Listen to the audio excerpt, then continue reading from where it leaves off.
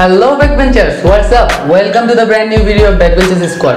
Today I am going to talk with you about the film industry of our country. Basically this video is inspired by Tassination.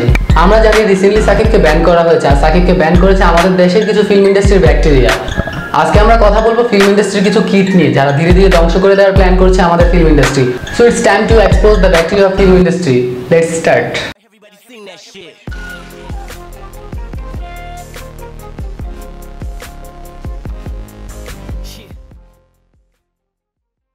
মূলত আমরা সেইসব creative কামলাদের নিয়ে কথা বলবো। এদের মধ্যে রয়েছে মিশা সওদাগর, ফারুক, জায়েদ খান, মুনমুন, নাসরিন, পপি সহ আরো অনেকে। চলুন আমরা সেইসব কামলাদের কিছু ক্রিয়েটিভিটির নমুনা দেখে আসি। তুই আমাকে ইয়ে না করলে আমি আজ প্রেগন্যান্ট হতাম। তো আপনার পরিচয়টা কি জানতে পারি? নাম আমার সবুজ চৌধুরী। আমি সাথী আহমেদ, নর্থ সাউথে সেকেন্ড ইয়ার। মিথ্যে কথা, তুমি আমাকে ভালোবাসো না। পরীক্ষা দেবার সুযোগ চাই, দেবে? না। না দিলে না দাও, পরীক্ষা আমি জোর করেই দেব। আমাকে এত ভালোবাসার প্রতিদানে আমি তোমাকে আমার দেহ দান করব, কিন্তু মন নয়। এই ছিল আমাদের ফিল্ম ইন্ডাস্ট্রির অবস্থা। এর থেকে বেরিয়ে এসে সাকিব খান যখন আমাদের ভালো ভালো কাজ উপহার দেওয়া শুরু করলো তখন থেকেই শুরু হলো আমাদের চুলকানি। আই হোপ আপনারা বুঝতেই পারছেন আজকে তাদের কিভাবে ভরা হবে। সো আশা করি পুরো ভিডিও জুড়ে আমাদের সাথে থাকবেন। বেসিক্যালি 3-4 সপ্তাহ ধরে আমাদের ফিল্ম ইন্ডাস্ট্রিতে তুমুল ঝড় চলছে আলোচনা সমালোচনা। আর এই সমালোচনা মূলত যৌথ প্রযোজনা নিয়ে। ফারুক সাহেব কিছুদিন আগে সংবাদ সম্মেলন করে তার কিছু চেলাপেলা নিয়ে লজিকবিহীন কথা বলে নিজেদের আবাল হিসাবে সবার সামনে প্রকাশ করেন। চলুন সেই সংবাদ সম্মেলনে তার কিছু আবাল বক্তব্য শুনে আসি। নিজের দেশের কথা দাঁড়িয়ে গেছে, নিজের স্বাধীনতার কথা এখানে কিন্তু চলে আসে রে ভাই। এগুলি ছেড়ে কথা বলা যাবে না। অত্যাচারী দেশ বাংলাদেশ, এইরকম কোন সিকোয়েন্স থাকলে, সিচুয়েশন থাকলে এটার এগেইনস্টে বাংলাদেশের প্রতিটি মানুষই কিন্তু অবজেকশন দেবে। সেটা অন্য কিছু না। আমার কিন্তু এখানে বলার একটা কথা আছে গুলজার, যে ইন্ডিয়া আমাদের স্বাধীনতার সবচেয়ে বড় বন্ধু, এবং সেই দিক থেকে কল্পনা করলে না গেলে আসে এক সময় কিন্তু ওরাই বলবে, প্রশ্ন করবে না হিসাব পরে ওইটা কিন্তু আছে, ফিল্মে কিন্তু আছে।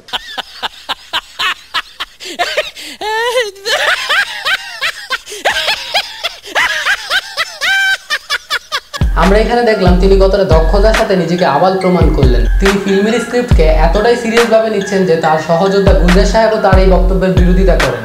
বাংলাদেশের ফিল্ম ইন্ডাস্ট্রির একজন উজ্জ্বল নক্ষত্র হলেন রিয়াজ ভাই। আমি পার্সোনালি ওনাকে খুব বেশি রেসপেক্ট করতাম, বাট উনি কিভাবে এরকম একটা ইলজিক্যাল আন্দোলনের সাথে নিজেকে ইনভলভ করলেন সেটা আমার কাছে বোধগম্য নয়। চলুন সংবাদ সম্মেলনে দেওয়া তার একটা বক্তব্য শুনে আসি আমরা। বাংলাদেশকে স্বাধীন করেছে, আমরা একটি স্বাধীন সার্বভৌম রাষ্ট্রে বসবাস করছি।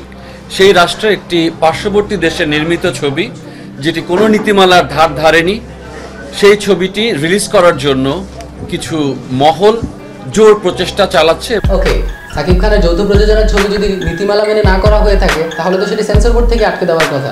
এটা নিয়ে আপনাদের মাথা ব্যথার কারণ তো আমি দেখতে পাচ্ছি না। যাই হোক, চলুন সাকিব খানের যে সংবাদ সম্মেলন নিয়ে এত তোলপাড়, চলুন সেটি দেখে আসি আমরা। কিছু বাজে লোক তারা মাঝে মাঝেই একটা কথা তুলেন যে কি কাফনের কাপড় পরে আপনারা আন্দোলন করলেন যৌথ প্রযোজনার নামে, আর আপনারা নিজেরাই যৌথ প্রযোজনার ছবিতে কাজ করছেন। আরে স্টুপিড! আপনারা সেই ফুটেজগুলো টেনে দেখেন, আপনারা সেই ইগুলো টেনে দেখেন না, যে প্রিন্ট মিডিয়ার যে নিউজগুলো আছে সেটা টেনে দেখেন।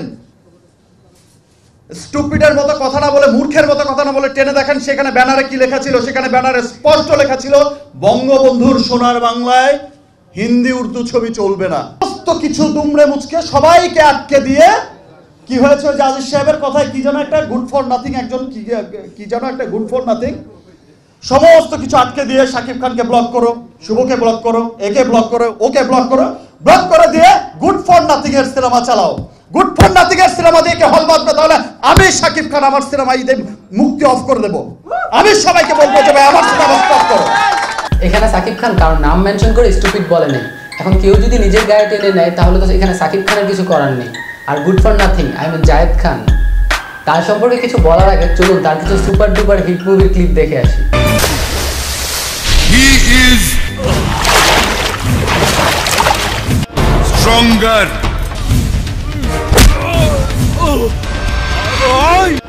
powerful.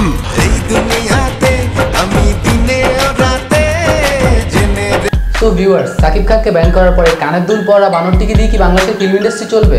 আর যাই হোক, ছাগল দিয়ে তো আর হাল চাষ করা যায় না। সো ভিউয়ার্স, আপনারা ভালো করে লক্ষ্য করলে দেখবেন এই আন্দোলনের সাথে জড়িত অধিকাংশ আর্টিস্টরাই যৌন চুলকানিযুক্ত ব্রিগেড সিনেমার আর্টিস্টরা, এর মধ্যে মুনমুন, নাসরিন, পপি অন্যতম। আমরা আমার থাপ্পড় মারছি কেন?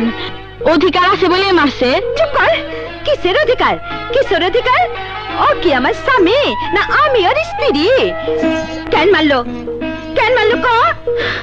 ভালোবাসায়।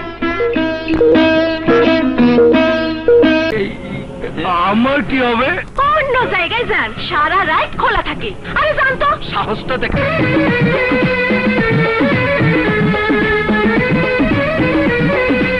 ভিউয়ার্স, সাকিব খানকে একসময় আমরা ঠোঁটে লিপস্টিক দিয়ে হিজড়াদের মতো অ্যাক্টিং করতে দেখতাম আমাদেরই একক প্রযোজনার ফিল্মে।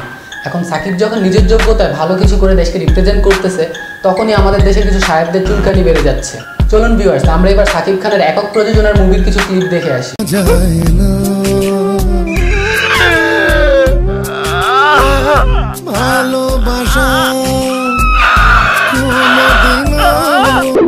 God is one, life is one, and I am number one, Shakib Khan.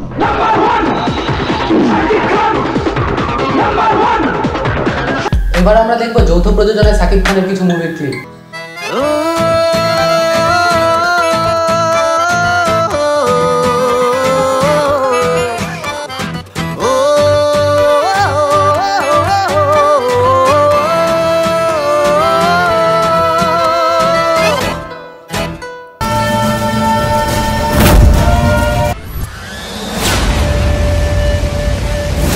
দেশকে বাঁচাবো বলে শপথ নিয়েছি। সো ভিউয়ার্স, এখন আপনারাই বলুন আপনারা কোন সাকিবকে দেখতে চান? একক প্রযোজনার লিপস্টিক দেওয়া হিজড়া অ্যাক্টিং করা সাকিব খানকে, নাকি যৌথ প্রযোজনার মাধ্যমে নিজের ড্যাশিং লুক প্রকাশ করা সাকিব খানকে? আসলে সাকিব খান একজন ট্যালেন্টেড অ্যাক্টর, তাকে এতদিন কাজে লাগাতে পারেনি আমাদের দেশের ডিরেক্টররাই। সাকিব যখন এখন নিজের যোগ্যতায় নাম করছে, দেশকে রিপ্রেজেন্ট করছে, তখনই তাকে রুখে দেওয়ার অপচেষ্টা চালাচ্ছে আমাদের দেশেরই কিছু ব্যাকটেরিয়া। সো ভিউয়ার্স, আজকের এই ভিডিও যদি আপনাদের ভালো লেগে থাকে তাহলে অবশ্যই লাইক, কমেন্ট এন্ড সাবস্ক্রাইব করবেন এবং শেয়ার করতে ভুলবেন না। আর আমি তো আশা করতেই পারি যে সাকিব খানের প্রত্যেকটি ফ্যান এই ভিডিওটি শেয়ার করে সকলের মাঝে ছড়িয়ে দিবে। আরে ভাই করবো। ভাই করবে না? অবশ্যই সাবস্ক্রাইব করবে সবাই।